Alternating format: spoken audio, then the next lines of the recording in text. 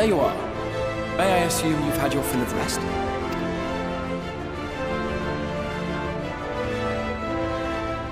That is well.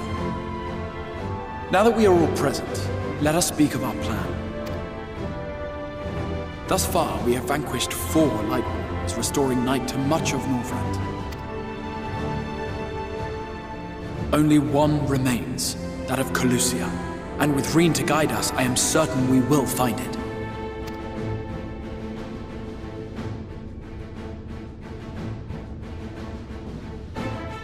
We're so close now. If we can just take care of this one last warden, we'll rob the Sin Eaters of their final foothold and drive them out of Northrend once and for all. It will be a new beginning for the First, a chance for the people to rebuild their world. In short, a prize worth fighting for.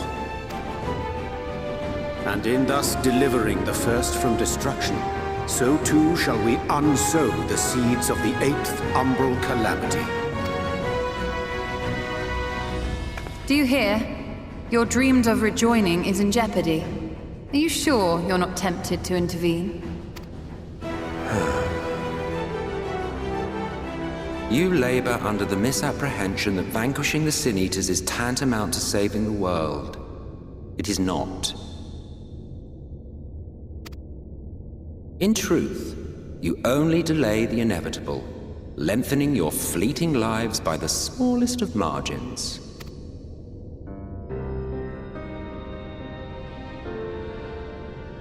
'Twould be churlish of me to deny you this small concession, close as we've become. Foolish and misguided though you are not without charm.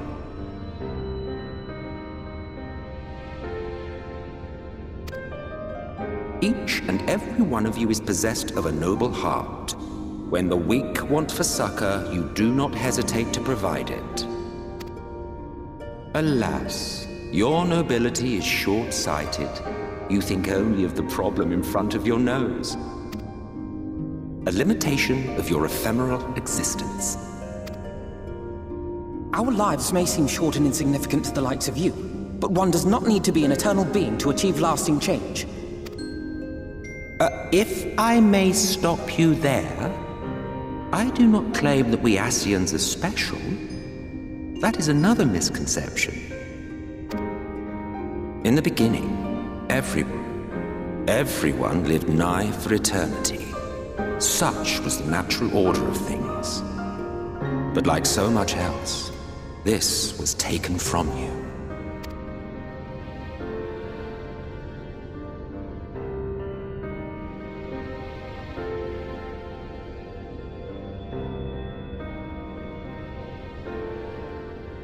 You won't object if I borrow your plaything?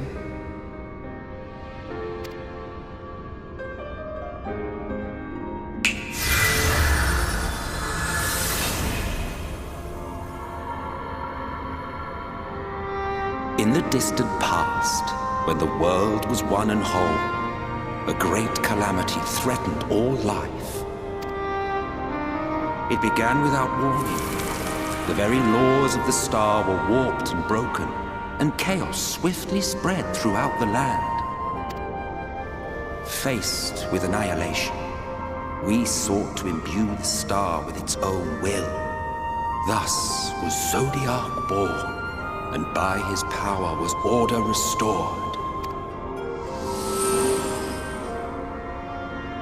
Ere long, however, thankless fools began to fear that Zodiac's might was too great, and so they conjured another to keep him in check.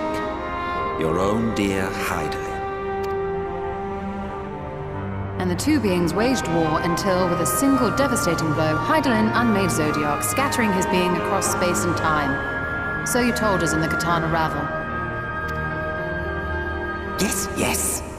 And there began our woes, with Hydaelyn's blow and all that it wrought.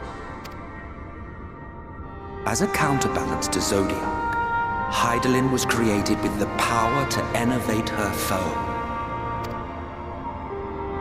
This singular ability strikes not at such banal things as flesh, but everything that defines the target, diluting its existence. For example, were she to strike you,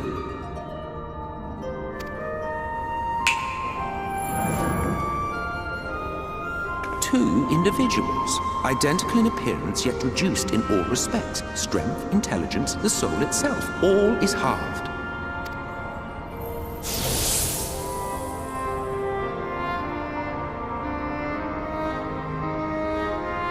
Do you see? This self-same fate befell not only Zodiac, but the very star.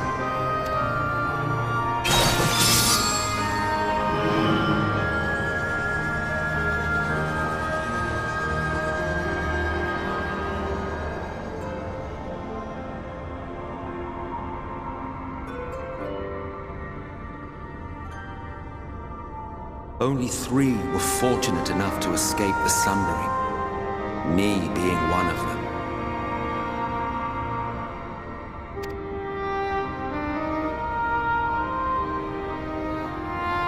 When I beheld the shattered remnants of our home, I knew deepest despair. The inhabitants of these 14 fragments were feeble, frail and foolish, oblivious to their imperfection, ignorant of their past. Malformed creatures thrashing blindly about. Pitiful, disturbing, depressing. So, we took it upon ourselves to rejoin the worlds. But in our eagerness and, I confess, our ignorance, we erred and made a useless void of the 13th.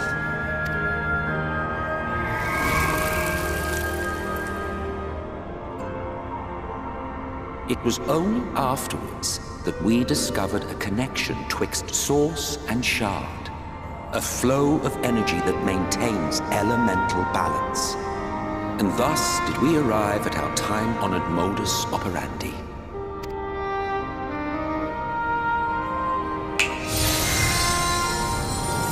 From a purely Ascian standpoint, it could be said that what you seek to do is only logical. But that would be to ignore the immeasurable destruction wrought with each rejoining. You have murdered millions, and this we cannot condone. By your fragmented existence, you continue to give rise to tragedies far crueler than any calamity. But yes, moral relativism and all that. Case in point, I do not consider you to be truly alive, ergo, I will not be guilty of murder if I kill you.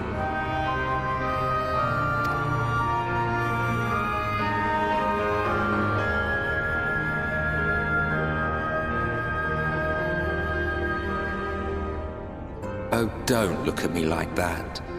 You for whom I have only the highest expectations.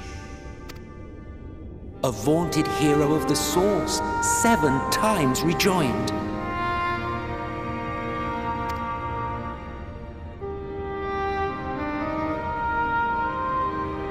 Long have I awaited one who might brave a path of lesser tragedy. A resilient soul able to endure the necessary pain. I dare to hope that my wait is over. So, finish your task and slay the Light Warden. Make proof of your usefulness, and then we may speak again.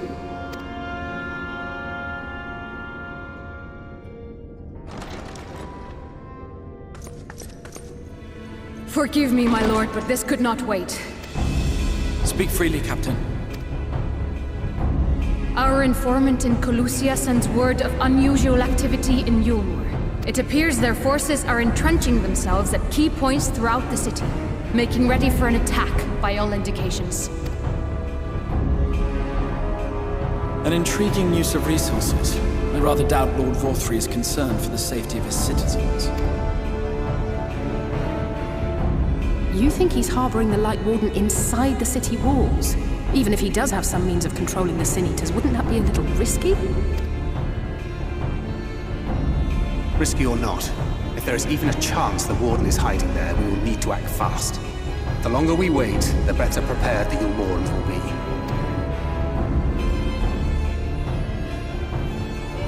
Agreed. See to your preparations then and make for Calusia. God's willing, this hunt will be the last. Let us see it through to the end.